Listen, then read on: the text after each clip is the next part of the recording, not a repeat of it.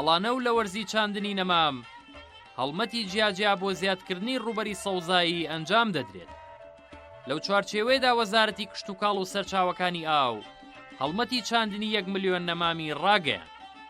هەڵمەتەکە بە دروشمی پەرژینی بکە بە درەخت لە پارێزگا و ئیدارە سربەخۆکانی هەرێمی کوردستان دەستی پێکردووە.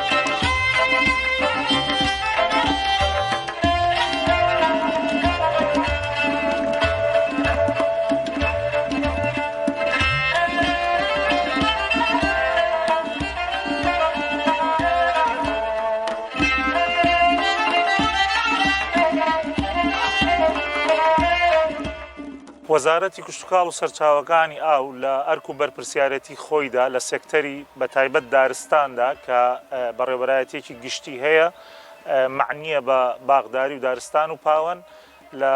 سۆنگەی بەرپرسیارەتی و هەستکردن بە گۆڕانکاریەکانی کەشوهەوا لە هەرێمی کوردستان وەک بەشێک لە جیهان کە گۆڕانکاریەکان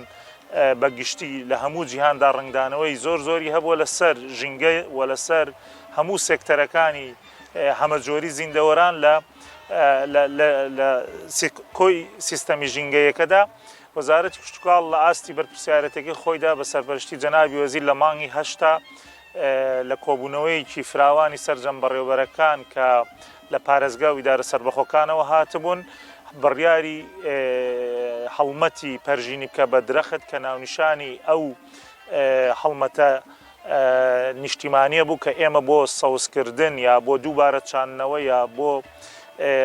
بڵاوکردنەوەی کەلتوری ژینگەی و هەماهەنگی نێوان هاوڵاتی و حکوومەت و دام و دەستگاکان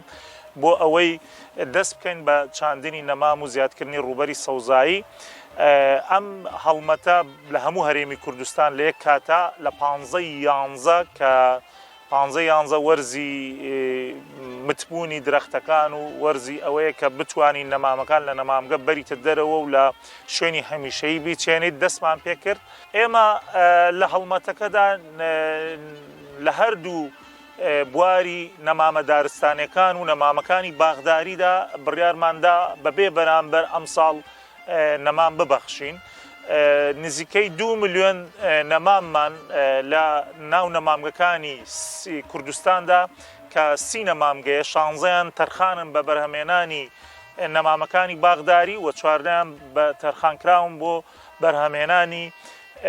نەمامەکانی دارستانی. ئەم 2 ملیۆن نەمامەمان ڕاگەیان جەنابی وەزیر ڕایگەیان کە ئەم ساڵ بێ بەرامبەر بدرێت. تەبعاً بۆ نەمامەکانی باغداری بە هیچ کات بە درێژایی حکومڕانی هەرێمی کوردستان نەمامی باغداری بێ بەرامبەر نەدراوە. بەس ئەم ساڵ ناوەڕۆکی هەڵمەتەکە جەختی لەوە کردەوە کە نەمامەکانی باغداریش بێ بەرامبەر بدرێت بە تایبەت بە براجوتیارەکانمان کە سیاجی باخەکانیان لە جیاتی سیازێکی فیزیکی و کۆنکرێتی و ئەوە بکەن بە سیازێکی حەیەوی زیندوو کە درەخت بێت.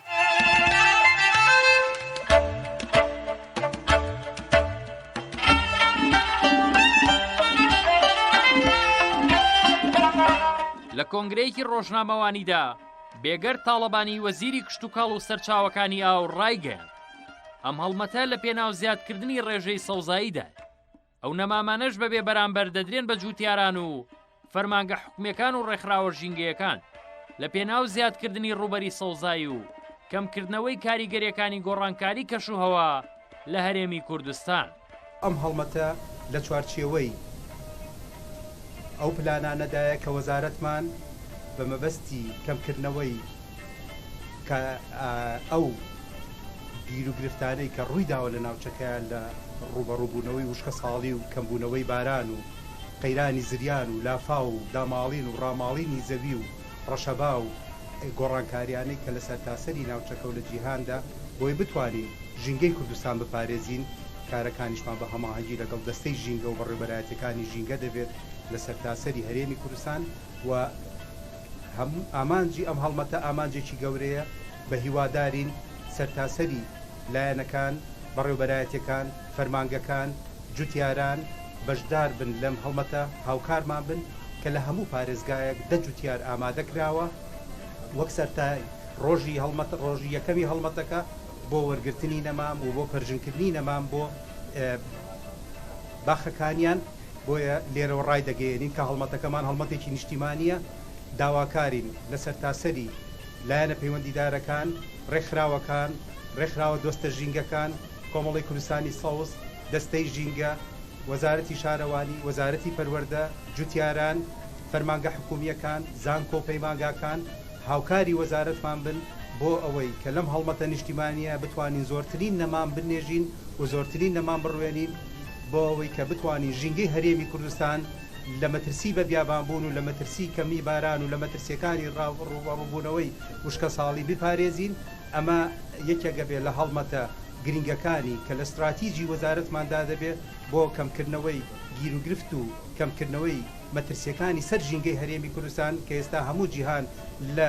فرانڕێزی و لە بەرنامەڕێزیدایە بۆ چارەسەرکردنی ئەو گرفتەی کە لە احتیباسی حراری و لە دروستبوونی بە بیابانبوون لە ناوچەکە و لە هەرێمی کوردستانیشە ڕوویداوە.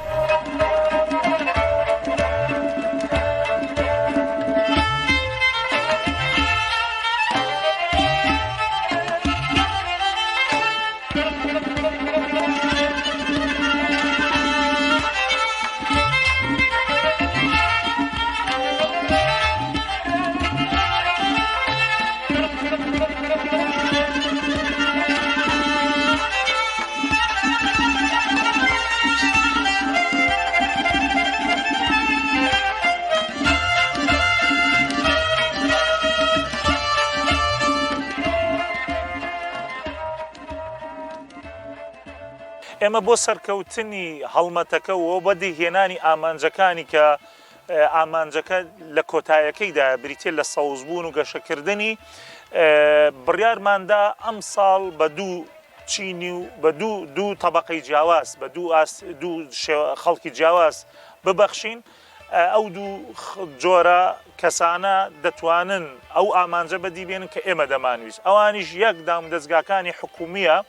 کە حرەسیان هەیە کە کرێکاریان هەیە کە چاودێریان هەیە لەسەر ئەو شوێنەی کە چاندنەکە ئەنجامەدەن وەکو شارەوانیەکان وەکو قوتابخانە و زانکۆکان و هەر دامودەستگایەکی حکومی تەنانەت بۆ ناو دایرەکەی خۆی یا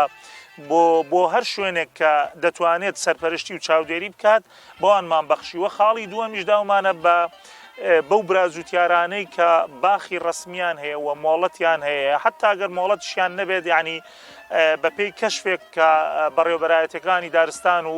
بەڕێوەبەرایەتەکانی باغداری لە کاتی پێشکەشکردنی داواکاری بۆ وەرگرتنی ئەم نەمامانە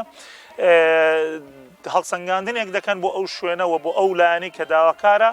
بزانن دەتوانێت ئەم نەمامانە بە سەوزی بهێڵێتەوە و خزمەتیان بکات. بەڵێ ئێمە زیاتر بەو دوو چوون و توێژەمان داوە زائیدەن ڕێکخراوە ڕسمیە ژینگەیەکانیش کە ئەوانیش لە نمونەی کۆمەڵی کوردستانێکی سەوز و هەر ڕێکخراوێکی تریش کە هاتبێت داوای کردبێت ئێمە نەمامان پێبەخشیوە سەبارەت بە ئەوەی کە ئایا ئێمە ئەم ساڵ هەموو نەمامەکان بەبێ بەرامبەر دەبەخشین. بەڵێ بڕیاری جەنابی وەزیر بووە کە هەر داواکاری لەسەر بێ بە بەلاش دەبەخشین. بەڵام خۆ ئەگەر بڕی نەمامەکان زیاتر مایەوە بەو نرخە ڕەمزیە هاندانەی کە نێکسان نیە بە نرخی تێچوونی نەمامەکەش ئێمە دەتوانین ببەخشینە هەر هاوڵاتی و دامودەستگا و کۆمپانیایەکی تر کە بێوێت نەمان بکڕێت کە یەک لە سەردەی نرخی بازاڕیش نییە.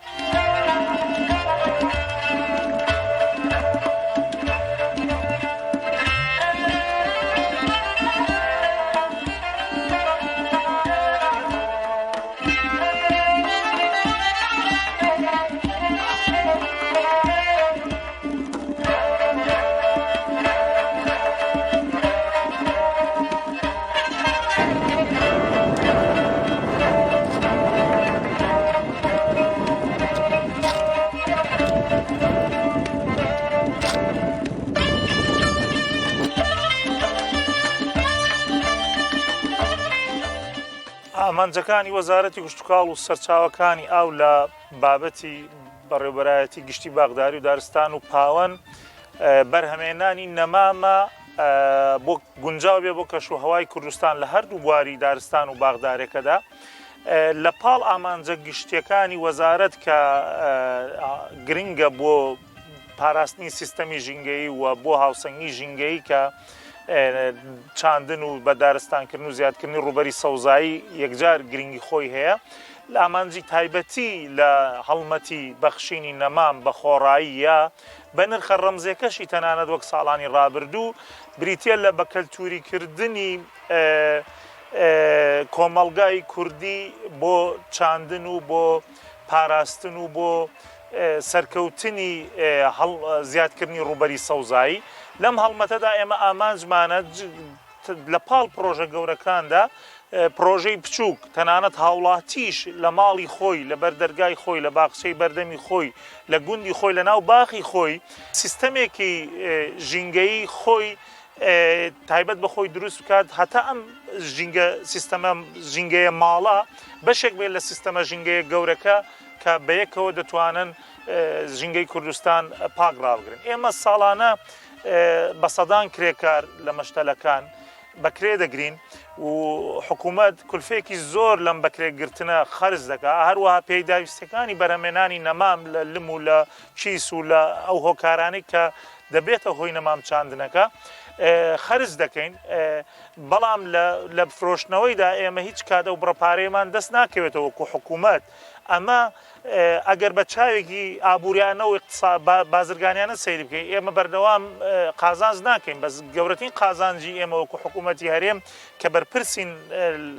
لە ناو وەزارەتی کشتوکاڵ لە بەشە پاراستنی ژینگە و دارستانەکە هاندانی خەڵکەوە زیادکردنی ڕوبەری سەوزایە و بەشداریکردنی خەڵک و خوێندکارانە هەر لەم ڕۆوە کە ئێمە ئەندامی ئەنجومەنی باڵای ژینگەین لە هەرێمی کوردستاندا لە نوێنەرایەتیکردنی وەزارەتی کشتوکاڵ بیرۆکە و پێشنیاریکردنێکماندایە بەڕێز وەزیری پەروەردە کە ئامادە بوو و بەڕێزان زۆر خۆشحاڵ بوو ئەوژەوە بوو ئێمە ساڵانە بۆ ئەم کەلتوری ژینگەیە وا بکەین لەگەڵ هەر مناڵێک کە دەچێتە باخچە یا چێتە قوتابخانە لە سەرەتایی و ئەکرێ ئەمە بۆ زانکۆش بەردەوام بێ لەگەڵ زانکۆش لە خوێندنی باڵاژم تەسیقەمان کردووە هەر کەسێک بە ناوی خۆی و بە لەیبڵی خۆی و بەو تاریخی چاندنەی خۆی نەمامێک بچێنێ لایانی کەم بەمە کەلتورەکە یا ئاستی بەیەکەوە ژیانەکە لە بینی مرۆڤ و لە بینی سروشتە دەچێتە ئاستێکی بەرزەوە کە دڵنیام داهاتوویەکی باشیە بێت لە دوورمەودادا.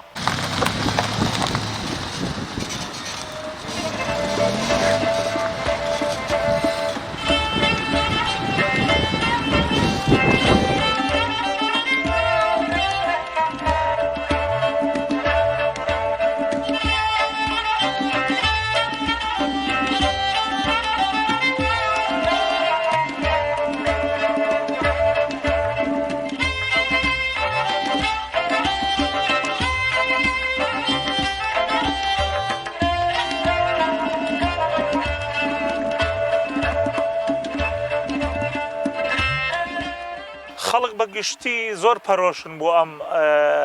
هەڵمەتە و سەرکەوتنی خواستێکی زۆر لەسەر نەمامەکانی ئێمە هەیە بۆ ئەوەی خەڵک وەری بگرێت دام دەستگا حکوومیەکان وەری بگرن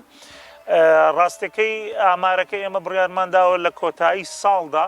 کە تەریبە لەگەڵ جەردی ساڵانەی سەرجەم نەمامگەکانی خۆماندا ئامارێکی وەربگرینەوە بەڵام بەپێی ئامارە سەرەتایەکان کە بەردەوام پێمان دەگاوە ڕۆژانە ئێمە داواکاری ئەو دام و دەستگانەمان بۆ دێت کە بە هەزاران نەمام بڕیاری لەسەر دەدەین ببەخشرێ ڕێژێکی یەکجار زۆر کە نزیکە لە 40 بۆ 50 نەمامەکانمان تەنانەت لەم مانگەدا چوونە دەرەوەی نەمامگەکان و چێنراون.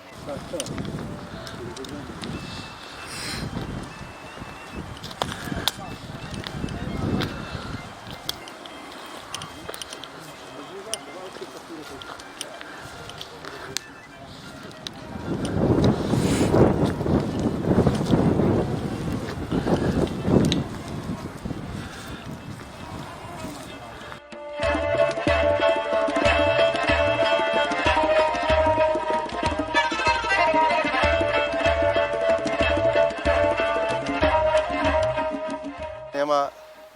لە نەمامگەی دوکان ساڵانە بەرهەمێکی باش لە نەمام بەرهەم دەهێنین زیاتر بۆ پرۆژە دارستانیەکان هە بەس ئەم ساڵ لە چوارچێوەی هەڵمەتی پەرژیم کە بەدار نەمام دابەش دەکەین لە نەمامگەکەمان 214,000 نەمام هەیە نەمامی بەرهەمهاتوو بۆ ئەم ساڵ 800,000 تا ئەم دقەیە لە 15 کە دەستمان بە دابەشکردنی نەمام کردو نزیکی 35,000 نەمام ڕۆشتۆ لە 15 کە دەستمان بە دابەشکردنی نەمام کردەوە تاوەکو هەفتەی 12 نزیکی 35,000 نەمامان دابەش کردەوە بە پرۆژەکانی دارستان و هاوڵاتیان و شارەوانەکان. خۆشبەختانە هاوڵاتیان بە دەنگ بڕیارەکەی وەزارەتی کشت و کاڵەوە هات پەرژین بکا بەدار ئیستیجابەیان زۆر باش بوو، بەڵام تۆزێ ڕێوشوێنی پێدانی نەمام قورسە بۆ هاوڵاتی تۆزە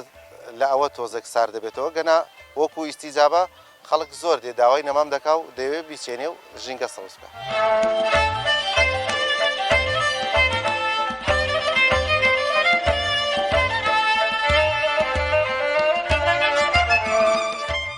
بەپێی ئاماری بەڕێوەبەرایەتی گشتی باغداری و دارستان و پاوانی هەرێم لە هەرێمی کوردستان 30 نەمامگەی باغداری و دارستانی حکومی هەیە کە توانای بەرهەمێنانی ساڵانەیان نزیک دەبێتەوە لە 2 ملیۆن نەمام. نەمامی بەرهەم هاتوو لە ساڵی 2021دا 1,150,000 نەمامی دارستانی، 800,000 نەمامی باغداری.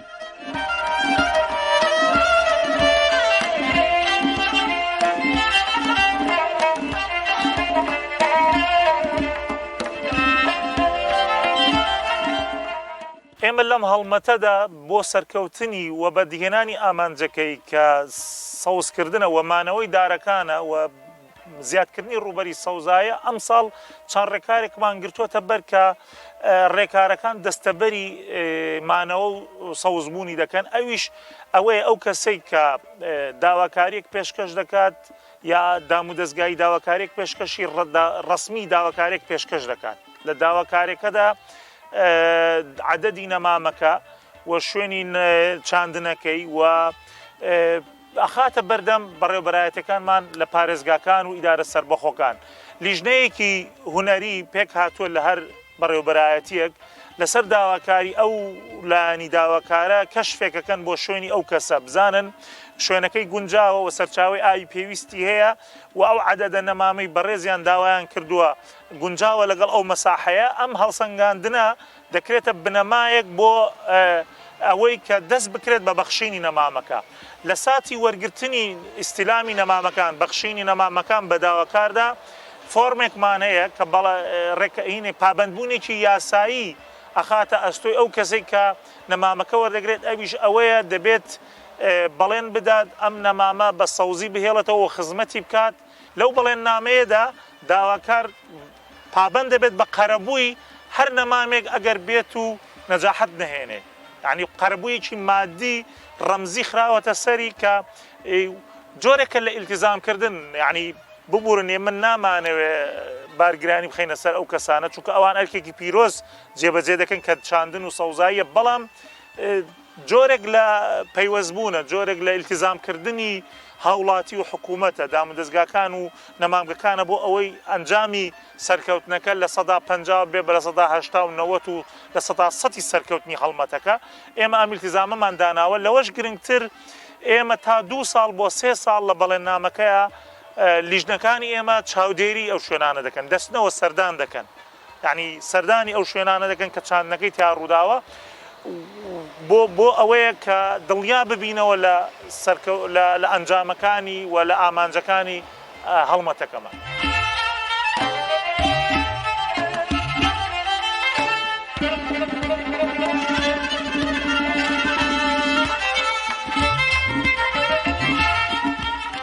پاراستنی درەخت و دارستانەکان لە پێش زیادکردن و چاندنی نەمام و ڕوبەرە سەوزایەکانەوە. هەڵمەتی چاندنی 1 ملیۆن نەمامیش لە کاتێکدایە کە لەلایەن وڵاتی تورکیا و بەشێک لە هاوڵاتیانەوە بە پاساوی دابەشنەکردنی سوتەمەنی و هۆکاری تر درەختەکان دەبڕنەوە و دارستانەکانی هەرێمی کوردستان لەناو دەبن.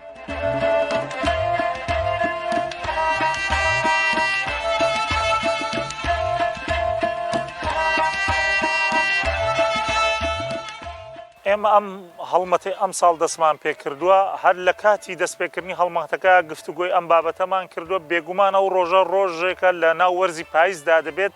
و 15 ئەو ڕۆژەیە کە گونجاوترین ڕۆژە بۆ ئەمیشە بۆیە ئێمە ئەو تاریخەمان هەڵبژار دەمانێت ڕێژەی بەرهەمێنانی نەماممان بگاتە 500,000 ببوورە 5 ملیۆن نەمام لە ساڵێکدا بێگومان هەر لە هەڵمەتەکەی ئێمەدا ئیشمان لەگەڵ پەروەردەیە لەگەڵ زانکۆیە لەگەڵ هێزەکانی پێشمەرگە و هێزەکانی ناوخۆیە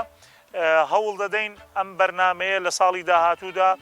وەکو لە پرسیارەکەی جەنابتانە کردان سابتی بکەین و بیکەین بە شێوازێک لە شێوازەکان بیکەین بە ڕۆژێکی نیشتیمانی و ڕۆژێکی گەورە بۆ چاندن. ئەرچی وەزارەتی کشت و کاڵ بە یاسا دیاری کراوە لە ناو حکوومەتی هەرێمی کوردستاندا کە بریتە لە پاراستن و لە گەشەپێدان و لە زیادکردنی ڕوبەری سەوزایی بەڵام جێبەجێکردنی پاراستنەکە بە یاسایی دارستان کەوتۆتە دەست بەڕێوەبەرایەتی پۆلیسی دارستان و ژینگەی هەرێمی کوردستان کە ئەمان لە ڕووی ئیداریەوە لەسەر وەزارەتی تری حکوومەتی هەرێمی کوردستان کە وەزارەتی ناوخۆیە بۆیە وەزارەتی کشت و کاڵ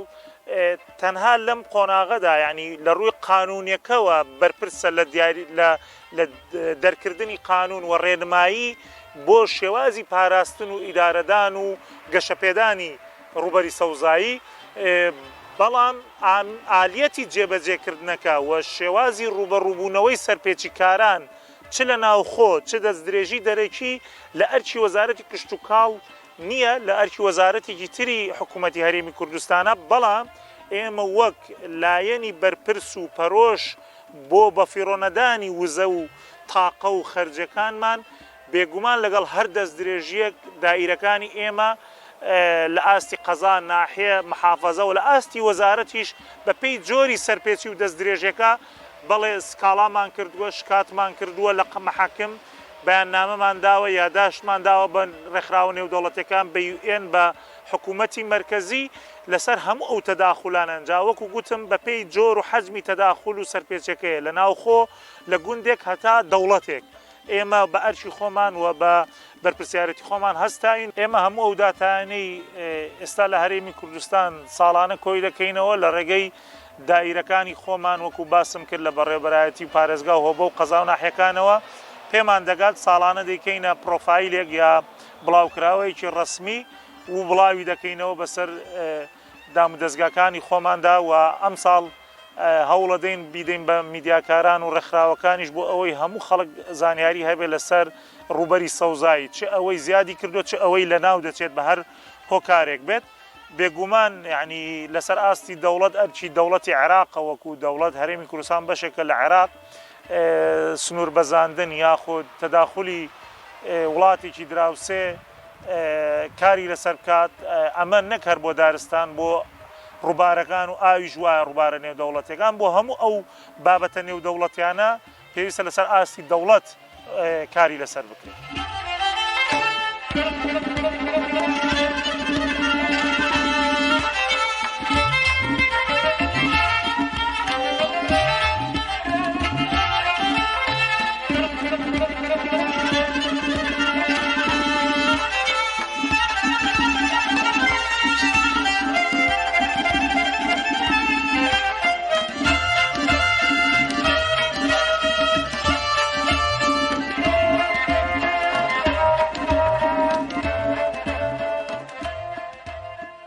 کۆتایی ئێمە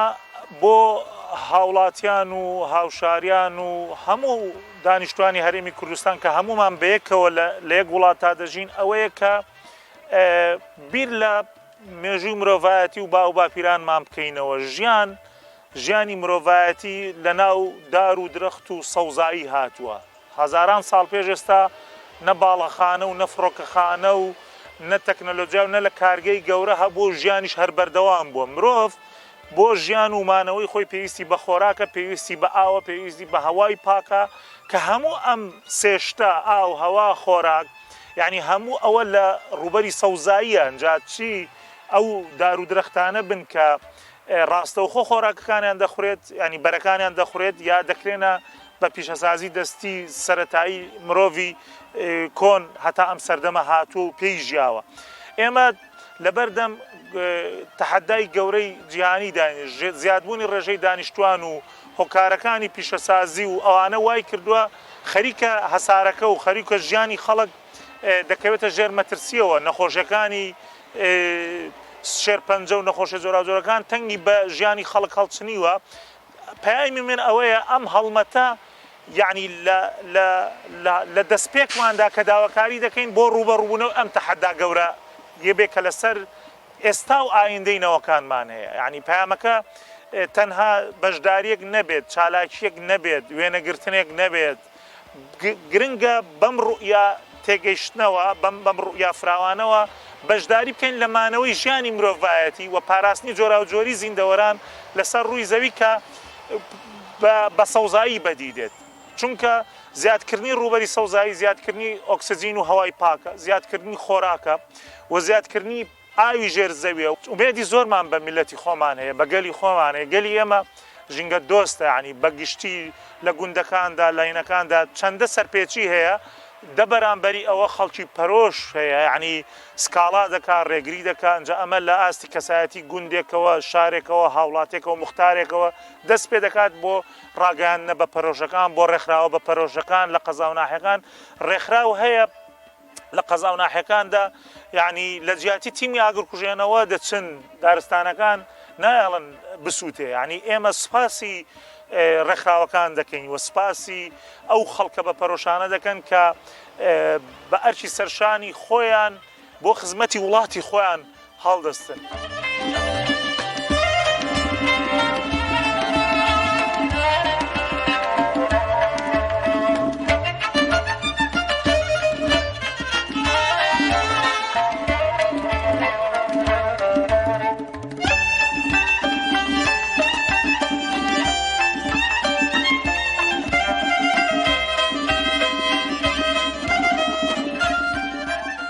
بەرهەمهێنانی نەمام و پرۆسەی چاندن و پاراستن و ئاودانی کات و توانای گەورەی مرۆی و مادی پێویستە و خەرجیەکی زۆر لەسەر حکوومەت دەکەوێت سەرڕای هەوڵە بەردەوامەکانیش بۆ زیادکردنی ڕوبەری سەوزایی بەڵام ژمارەی ئەو نەمامانەی سەوز دەبن و دەبن بە درەخت زۆر کەمترن لە ژمارەی ئەو نەمامانەی دەچێنرێن ئەمەش بۆ کەمتەرخەمی وەرگری نەمامەکان بەشێک لە هاوڵاتیان و دامەزراوە حکومی و نەحکومیەکان دەگەڕێتەوە لەگەڵ نەبوونی چاودێری پێویست و گرتنەبەری ڕێکاری زانستی و یاسایی هەر بۆیە پێویستە وەزارەتی کشت و کاڵ و سەرچاوەکانی ئاو ڕێکارەکانی پرۆسەی دابەشکردنی نەمام گۆڕانکاری تێدا بکات و چاودێری زیاتر و تونتر بکات.